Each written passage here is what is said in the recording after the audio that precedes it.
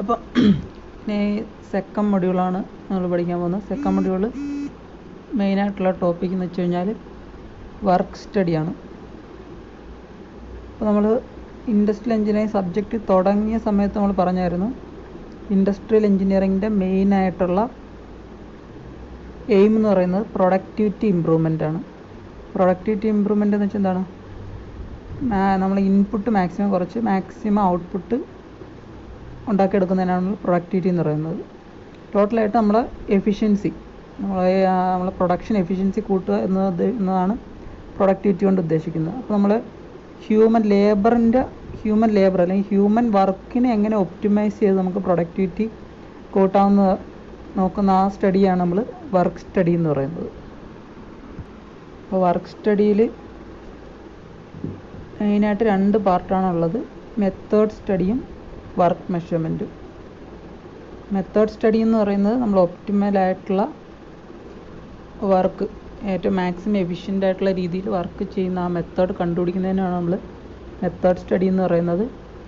Work measurement എന്ന് പറയുന്നത് നമ്മൾ കണ്ടുപിടിച്ച ആ രീതി മെഷർ ചെയ്തെടുക്കുന്നത്, അതിന് എത്ര ടൈം എടുക്കുന്നു, അങ്ങനെ മെഷർ ചെയ്തെടുക്കുന്നതിനാണ് നമ്മൾ വർക്ക് മെഷർമെൻറ്റ്. അങ്ങനെ 2 ഭാഗങ്ങളാണ് വർക്ക് സ്റ്റഡിക്കുള്ളത്.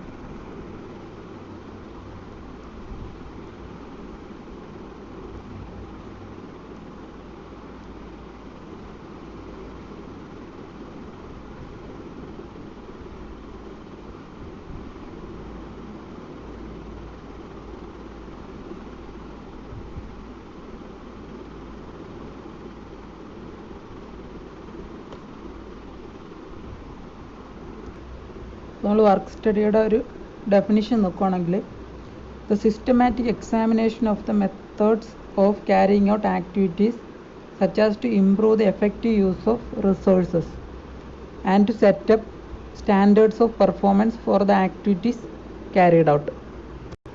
അപ്പോൾ ഏതെങ്കിലും ആക്ടിവിറ്റീസ്, നമ്മൾ എല്ലാ വർക്ക് എന്ന് പറയുന്നത് ഒരു ആക്ടിവിറ്റിയാണ്. അപ്പോൾ ആക്ടിവിറ്റിയുടെ എക്സാമിനേഷൻ, ആക്ടിവിറ്റി എങ്ങനെയാണ് ചെയ്യുന്നതെന്ന് എക്സാമിൻ ചെയ്തിട്ട് അതിനെന്തെങ്കിലും ഇമ്പ്രൂവ്മെൻറ്റ് വരുത്താൻ പറ്റുമോ. മെയിനായിട്ട് നമ്മൾ ഹ്യൂമൻ ആക്ടിവിറ്റി അല്ലെങ്കിൽ ഹ്യൂമൻ വർക്കാണ് നമ്മൾ എക്സാമിൻ ചെയ്യുന്നത്. അതുകൂടാതെ തന്നെ മെഷീൻസിൻ്റെയും ബാക്കിയുള്ള എക്യുപ്മെൻറ്റ്സ് അങ്ങനെ എന്തെങ്കിലും ഉണ്ടെങ്കിൽ അതിൻ്റെയും നമ്മൾ നോക്കാറുണ്ട്. അങ്ങനെ അത് എക്സാമിൻ ചെയ്ത് അതിൽ ചെറിയ എന്തെങ്കിലും ഇമ്പ്രൂവ്മെൻറ്റ് വരുത്തി കുറച്ചും കൂടി എഫിഷ്യൻ്റ് ആക്കുക. അതാണ് മെത്തേഡ് സ്റ്റഡി. അത് കഴിഞ്ഞതിന് ശേഷം അതിനൊരു ഒരു ടൈം എന്ന് വെച്ചാൽ ഓരോ നമ്മൾ എഫിഷ്യൻ്റായിട്ട് ചെയ്യാനുള്ള ആ മെത്തേഡ് കണ്ടുപിടിച്ച് ആ മെത്തേഡിലൂടെ വർക്ക് ചെയ്യാൻ എത്ര ടൈം എടുക്കും, ആ ടൈം ഫിക്സ് ചെയ്യുക. അതിനാണ് നമ്മൾ സ്റ്റാൻഡേർഡ് ടൈം എന്ന് പറയുന്നത്. അപ്പോൾ അങ്ങനത്തെ ടേംസൊക്കെ ഇനി ഫ്രണ്ടിലോട്ട് വരും. അങ്ങനെ ആ സ്റ്റാൻഡേർഡ് ഫിക്സ് ചെയ്യുക. ഈ വർക്ക് ചെയ്യാൻ ഇത്ര സമയം എടുക്കത്തുള്ളൂ, ആ ഒരു സ്റ്റാൻഡേർഡ് ടൈം ഫിക്സ് ചെയ്യുക. അതിനാണ് നമ്മൾ വർക്ക് മെഷർമെൻറ്റ് എന്ന് പറയുന്നത്.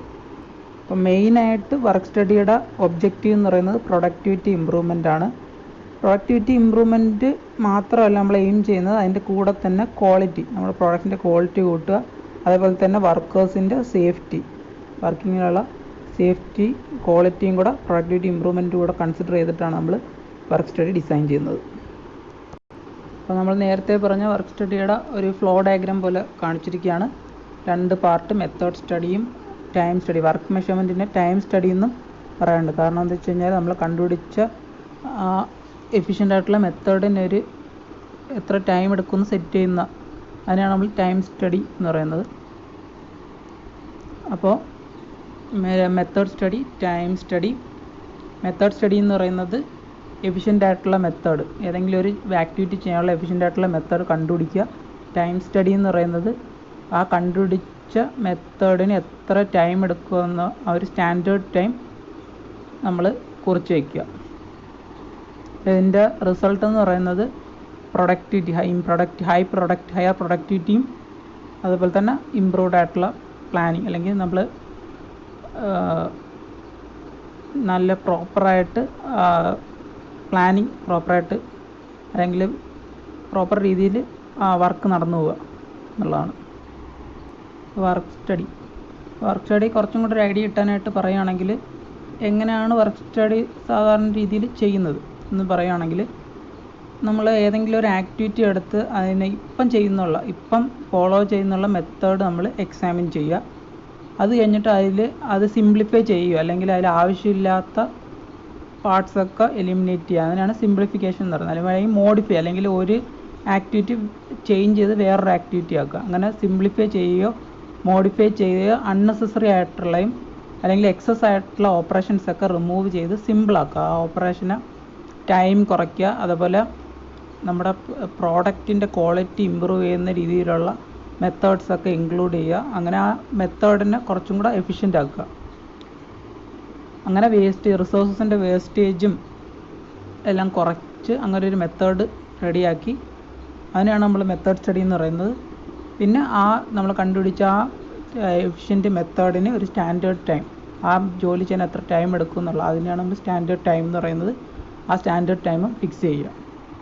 അപ്പോൾ വർക്ക് സ്റ്റഡിയുടെ ഒരു പ്രധാന പ്രിൻസിപ്പിൾ എന്ന് പറയുന്നത്, നമ്മൾ സിമ്പിളായിട്ട് ചില ആക്ടിവിറ്റീസ് റിമൂവ് ചെയ്യുക, അല്ലെങ്കിൽ ചെറിയ മോഡിഫിക്കേഷനൊക്കെ വരുത്തി കഴിഞ്ഞാൽ പ്രൊഡക്ടിവിറ്റി ഇമ്പ്രൂവ് ചെയ്യും എന്ന് കണ്ടുപിടിച്ചത് കൊണ്ടാണ് നമ്മൾ ഈ വർക്ക് സ്റ്റഡി എപ്പോഴും നമ്മൾ ഫാക്ടറീസിൽ ഇംപ്ലിമെൻറ്റ് ചെയ്യുന്നത്. ചെറുതായിട്ട് ചെറിയ ചേഞ്ചസ് വരുത്തുമ്പോഴേക്കും വർക്ക് കുറച്ച് സ്പീഡിൽ നീങ്ങുകയോ അല്ലെങ്കിൽ നമ്മുടെ പ്രോഡക്റ്റിൻ്റെ ക്വാളിറ്റി ഇമ്പ്രൂവ് ആവുകയോ ഒക്കെ ചെയ്യുന്നുള്ള കണ്ടെത്തലിൻ്റെ ഫലമായിട്ടാണ് ഈ വർക്ക് സ്റ്റഡി നമ്മൾ നമ്മുടെ ആക്ടിവിറ്റീസിൽ ഇംപ്ലിമെൻറ്റ് ചെയ്യാൻ തുടങ്ങിയത്. ഇൻഡസ്ട്രിയൽ എഞ്ചിനീയറിങ്ങിൽ മെയിനായിട്ട് സ്റ്റഡീസ് നടത്തിയിട്ടുള്ള സയൻറ്റിസ്റ്റാണ് FW ടൈലർ എന്ന് പറയുന്നത്. പുള്ളി പറഞ്ഞതാണ്, എപ്പോഴും ഏത് ആക്ടിവിറ്റിയും ചെയ്യാൻ വൺ ബെസ്റ്റ് മെത്തേഡ് എന്ന് വെച്ച് കഴിഞ്ഞാൽ ഏറ്റവും ബെസ്റ്റായിട്ടുള്ള ഒരു മെത്തേഡ് കാണും. അപ്പോൾ ആ മെത്തേഡ് കണ്ടുപിടിക്കുക എന്നുള്ളതാണ് മാനേജേഴ്സിൻ്റെ അല്ലെങ്കിൽ എൻജിനീയേഴ്സിൻ്റെ ജോലി എന്ന് പറയുന്നത്. ആ മെത്തേഡ് കണ്ടുപിടിച്ച് വർക്കേഴ്സിനെ ടീച്ച് ചെയ്യുക, വർക്കേഴ്സിനെ പഠിപ്പിച്ചു കൊടുക്കുക. എന്നിട്ട് ആ മെത്തേഡ് ഫോളോ ചെയ്യാനായിട്ട് വർക്കേഴ്സിനെ ഇൻസ്ട്രക്റ്റ് ചെയ്യുക എന്നുള്ളതാണ് ഒരു ഇൻഡസ്ട്രിയൽ എഞ്ചിനീയറിൻ്റെ ജോലി എന്ന് പറയുന്നത്.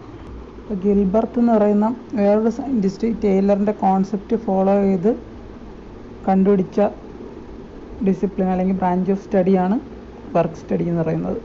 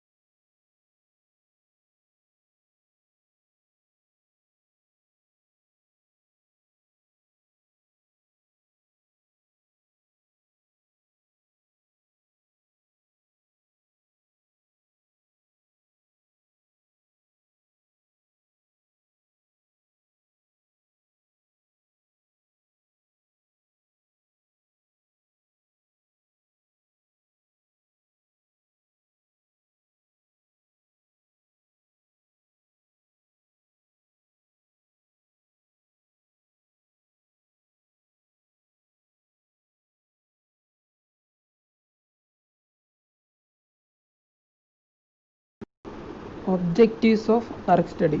നമുക്ക് നേരെ നോക്കിക്കഴിഞ്ഞാൽ തന്നെ മനസ്സിലാവും എന്തൊക്കെയാണ് ഒബ്ജക്റ്റീവ്സ്.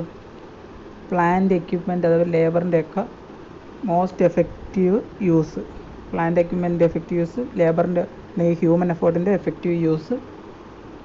അതുപോലെ തന്നെ മൂന്നാമത്തെ പോയിന്റ് എന്ന് പറയുന്നത് മെഷർമെൻ്റ് ആണ്, അല്ലെങ്കിൽ ഇവാലുവേഷൻ ഓഫ് ഹ്യൂമൻ വർക്ക് എന്ന് വെച്ച് കഴിഞ്ഞാൽ വർക്ക് മെഷർമെൻറ്റ് അല്ലെങ്കിൽ ടൈം സ്റ്റഡി.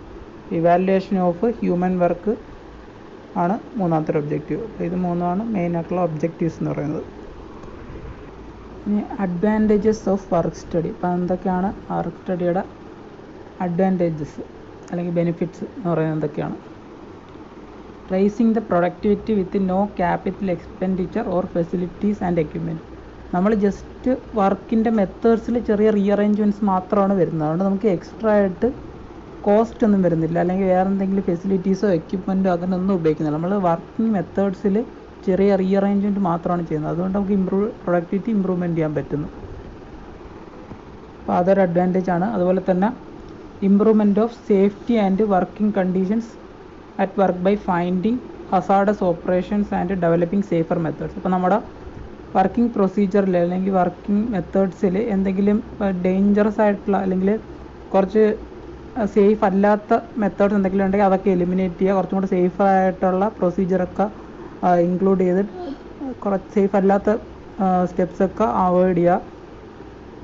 അങ്ങനത്തെ കാര്യങ്ങളൊക്കെ നമ്മൾ വർക്ക് സ്റ്റഡി ഇൻക്ലൂഡ് ചെയ്യും. അങ്ങനെ നമുക്ക് കുറച്ചും കൂടെ സേഫ്റ്റി സ്റ്റാൻഡേർഡ് ഉയർത്താൻ പറ്റും. അതുപോലെ നമ്മൾ ഒരിക്കൽ അപ്ലൈ ചെയ്യുന്ന മെത്തേഡ് നമ്മളല്ലെങ്കിൽ ഒരിക്കൽ നമ്മൾ വർക്ക് സ്റ്റഡി അപ്ലൈ ചെയ്ത് ഡെവലപ്പ് ചെയ്ത പ്രൊസീജിയർ ആ രീതിയിൽ ഇനിയൊരു ഇമ്പ്രൂവ്മെൻറ്റ് വരുന്നവർ ആ രീതിയിൽ തന്നെ കണ്ടിന്യൂ ചെയ്തുകൊണ്ടിരിക്കുകയാണ് നമ്മുടെ ഇൻഡസ്ട്രിയിൽ. അപ്പോൾ നമ്മൾ പ്രത്യേകിച്ച് നമ്മൾ വേറെ ഇൻപുട്ട് ഒന്നും കൊടുക്കുന്നില്ല. അപ്പോൾ അതിൻ്റെ ബെനിഫിറ്റ്, അതിൽ നിന്ന് കിട്ടുന്ന ലാഭം അല്ലെങ്കിൽ സേവിങ്സ്, വർക്കിലുള്ള സേവിങ്സ് ആയാലും അല്ലെങ്കിൽ ക്വാളിറ്റി ഇമ്പ്രൂവ്മെൻ്റ് ആയാലും നമുക്ക് പിന്നുള്ള കാലം മുഴുവനും കിട്ടിക്കൊണ്ടിരിക്കുകയാണ്. അപ്പോൾ അത് ഒരു അഡ്വാൻറ്റേജ് ആണ്. അതുപോലെ തന്നെ വർക്ക് സ്റ്റഡി എന്ന് പറയുന്നത് നമുക്ക് ഫലപ്രദമായിട്ട് എല്ലാ മേഖലകളിലും അപ്ലൈ ചെയ്യാൻ പറ്റുന്ന ഒരു മെത്തേഡാണ്. നമ്മൾ പ്ലാന്റ്സിൽ മാത്രമല്ല, ഓഫീസ്, സ്റ്റോർസ്, ലബോറട്ടറി, നമ്മൾ പ്ലാന്റിൻ്റെ തന്നെ ഓഫീസായാലും അല്ലെങ്കിൽ പുറമേയുള്ള ഓഫീസായാലും സ്റ്റോർ, ലബോറട്ടറീസ്, റെസ്റ്റോറൻറ്റ്, ഹോസ്പിറ്റൽ, അങ്ങനെ എല്ലാ മേഖലകളിലും നമുക്ക് സക്സസ്ഫുള്ളായിട്ട് അപ്ലൈ ചെയ്യാൻ പറ്റുന്ന ഒരു മെത്തേഡാണ് വർക്ക് സ്റ്റഡി എന്ന് പറയുന്നത്. പിന്നെ ചീപ്പാണ് വെച്ചാൽ നമ്മൾ പ്രത്യേകിച്ച് നമുക്ക് ഒരു ഇൻപുട്ടൊന്നും നമ്മൾ കൊടുക്കുന്നില്ല, ജസ്റ്റ് റീഅറേഞ്ച്മെൻറ്റ് ഓഫ് വർക്കാണ് ചെയ്യുന്നത്. അതേപോലെ തന്നെ ഈസി ആയിട്ട് നമുക്ക് അപ്ലൈ ചെയ്യാൻ പറ്റും. Cheap and easy to apply മെത്തേഡാണ് ഇത്. എല്ലാ മാനേജ്മെൻറ്റ് ഏരിയയിൽ വളരെ എഫക്റ്റീവായിട്ട് ഉപയോഗിക്കുന്നൊരു മെത്തേഡാണ് വർക്ക് സ്റ്റഡി എന്ന് പറയുന്നത്. പിന്നെ ഇതിനായിട്ടുള്ള ഗുണമെന്ന് പറഞ്ഞാൽ നമ്മൾ ടോട്ടൽ പ്ലാന്റിൻ്റെ എഫക്റ്റീവ്നെസ് അല്ലെങ്കിൽ എഫിഷ്യൻസി ടോട്ടലായിട്ട് നമ്മൾ മൊത്തത്തിൽ അപ്ലൈ ചെയ്ത് വരുമ്പോൾ ടോട്ടലായിട്ട് എഫിഷ്യൻസി എഫക്റ്റീവ്നെസ് ഇമ്പ്രൂവ് ആവുന്നതെന്ന് കണ്ടിട്ടുണ്ട്.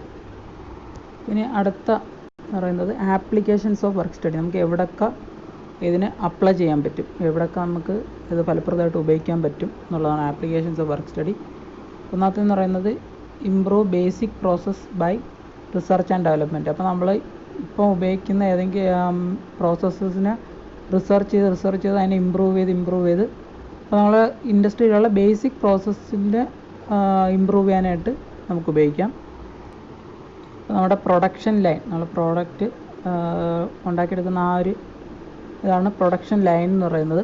അപ്പോൾ ആ പ്രൊഡക്ഷൻ ലൈനിൽ എന്തൊക്കെ ഇമ്പ്രൂവ്മെൻ്റ് ആണ് വരുത്താൻ പറ്റുന്നത്, എന്തെങ്കിലും പ്ലാന്റ് എക്യുപ്മെൻറ്റിൽ എന്തെങ്കിലും ചേഞ്ചസ് വരുത്തി കഴിഞ്ഞാൽ കുറച്ചും കൂടെ ഇമ്പ്രൂവ് ആവും, അല്ലെ ബിൽഡിംഗ് ലേഔട്ട് അങ്ങനെ എന്തെങ്കിലും ചേഞ്ചസ് വരുത്തി ഇമ്പ്രൂവ് ആവും. അപ്പോൾ അങ്ങനെ നമ്മൾ പ്രൊഡക്ഷൻ ലൈനിലോട്ട് നമുക്കിത് അപ്ലൈ ചെയ്യാൻ പറ്റും. അതുപോലെ നമ്മുടെ പ്രോഡക്റ്റിനെ കുറച്ചും കൂടെ സിംപ്ലിഫൈ, അതിൻ്റെ ഡിസൈൻ കുറച്ചും കൂടെ സിംപ്ലിഫൈ ചെയ്യാൻ പറ്റുമോ അങ്ങനെയൊക്കെ നോക്കാം. പ്രോഡക്റ്റ് ഇമ്പ്രൂവ് ചെയ്യുക അല്ലെങ്കിൽ സിംപ്ലിഫൈ ചെയ്യുമോ. പിന്നെ പ്രൊഡ്യൂസ് എന്നല്ല റെഡ്യൂസ് ദ വെറൈറ്റി. അപ്പോൾ നമ്മൾ വെറൈറ്റി ഒരുപാട് വെറൈറ്റീസ് ഇറക്കുകയാണെങ്കിൽ പ്രൊഡക്ഷൻ പ്രോസസ്സ് അതുപോലെ തന്നെ കോംപ്ലിക്കേറ്റഡ് ആയിക്കൊണ്ടിരിക്കും. അപ്പോൾ നമ്മൾ കുറച്ചും കൂടെ ഈ വർക്ക് സ്റ്റഡി മെത്തേഡ്സ് അപ്ലൈ ചെയ്ത് നമ്മൾ വെറൈറ്റീസ് നമ്മളെ കസ്റ്റമേഴ്സിന് ഏറ്റവും സ്യൂട്ടബിൾ ആയിട്ടുള്ള വെറൈറ്റീസ്, കുറച്ച് വെറൈറ്റീസ്, ആ ഒരു വെറൈറ്റീസിൻ്റെ നമ്പറിൽ കുറച്ച് റെഡ്യൂസ് ചെയ്യുക.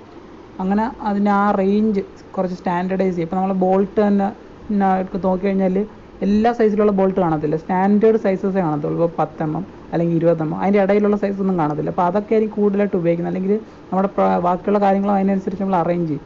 അതിനാണ് സ്റ്റാൻഡർഡൈസേഷൻ എന്ന് പറയുന്നത്. അപ്പോൾ ആ പ്രോഡക്റ്റിൽ അതേപോലെ വെറൈറ്റീസിൽ നമുക്ക് സ്റ്റാൻഡർഡൈസേഷൻ കൊണ്ടുവരാൻ പറ്റും.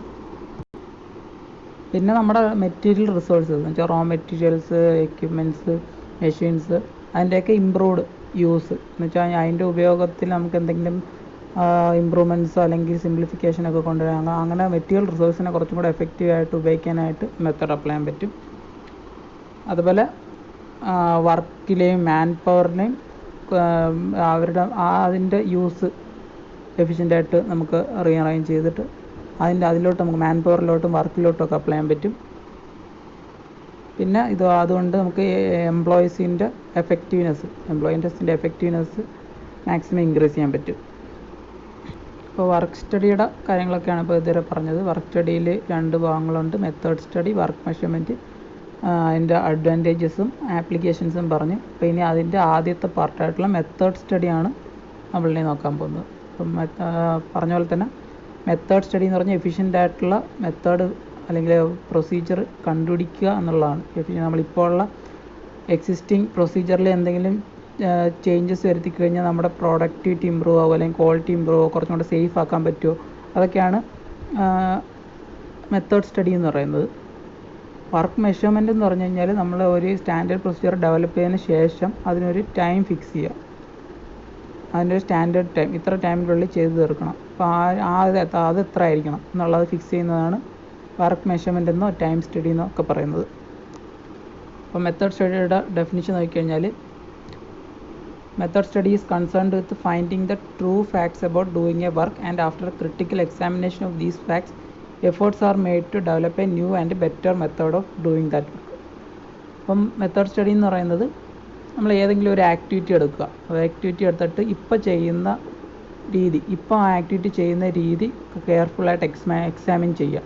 പിന്നെ അതിൻ്റെ അകത്ത് എന്തെങ്കിലും ചേഞ്ചസ് വരുത്തിയിട്ട് നമുക്ക് എന്തെങ്കിലും ഇമ്പ്രൂവ്മെൻ്റ് ഉണ്ടാവുന്നോ എന്ന് നോക്കി അങ്ങനെ ഒരു പുതിയ മെത്തേഡ് ഡെവലപ്പ് ചെയ്തെടുക്കുക. കുറച്ചും കൂടി ഇമ്പ്രൂവ്ഡ് ആയിട്ടുള്ള മെത്തേഡ് ഡെവലപ്പ് ചെയ്തെടുക്കുക എന്നുള്ളതാണ് മെത്തേഡ് സ്റ്റഡി എന്ന് പറയുന്നത്.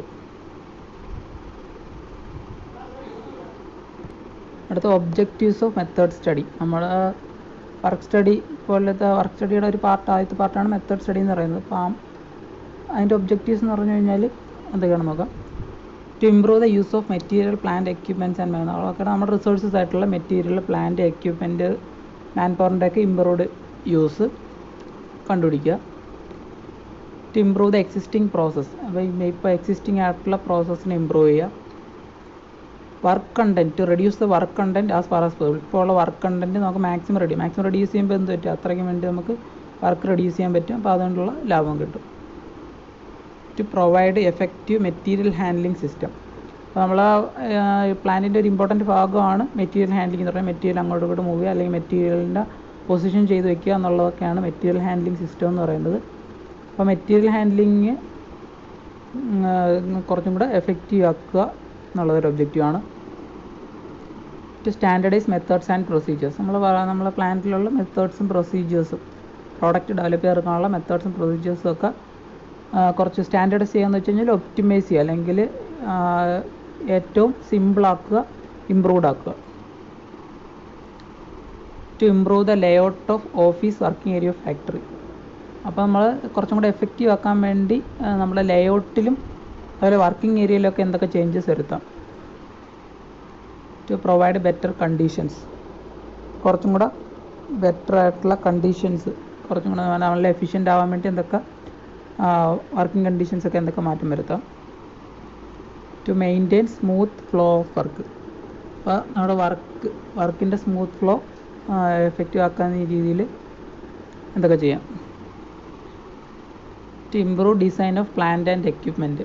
പ്ലാന്റിൻ്റെ എക്യുപ്മെൻറ്റ്സിൻ്റെയൊക്കെ ഡിസൈൻ എന്ന് വെച്ച് കഴിഞ്ഞാൽ പ്ലാൻ മൊത്തത്തിലുള്ള ലേഔട്ട്, അതുപോലെ എക്യുപ്മെൻറ്റ്സിൻ്റെയൊക്കെ എക്യുപ്മെൻറ്റ്സിൽ എന്തെങ്കിലുമൊക്കെ മാറ്റം വരുത്തുള്ളൂ. ഇപ്പോൾ വേറെ കുറച്ചുകൂടി ടെക്നോളജിക്കലായിട്ട് കുറച്ചുകൂടി ഇമ്പ്രൂവ് ആയിട്ടുള്ള എക്യുപ്മെൻറ്റ് എടുക്കണോ, അല്ലെങ്കിൽ എക്യുപ്മെൻറ്റിൻ്റെ അറേഞ്ച്മെൻറ്റിൽ എന്തെങ്കിലും മാറ്റം വരുത്തണം, അങ്ങനത്തുള്ള കാര്യങ്ങളൊക്കെ. To improve productivity and quality.